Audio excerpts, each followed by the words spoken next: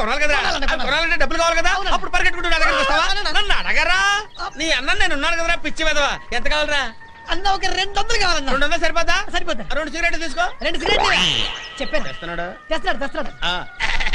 ఇప్పుడు ఇదిగో జైల్లో ఉండాల్సిన బడ్డీ కొట్టు పెట్టుకుంటారు. ఏటిపో బాగుతున్నావు? నిన్నెందుకంటాను రా పిచ్చి వెదవా. ఆడితో ఏదైనా సరదాగా మాట్లాడిన కోపం ఎక్కువరా.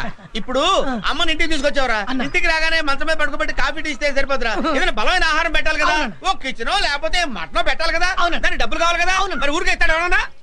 ఎంత కావాలో అడగరా తమ్ముడు, నేను ఉన్నాను కదమ్మా, నీకు ఎంత కావాలో అడగరా. మటను చికెను మరి గుడ్లు ఎంత కావాలో చెప్పు. చెప్తాను చెప్పరా.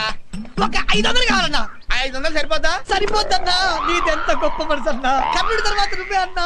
అన్నా అన్నా నువ్వు నోరు తెరిచి 500 రూపాయలు అడిగితే ప్రస్తుతం నేను 5 పైసలు కూడా ఇచ్చే పరిస్థితిలో లేను.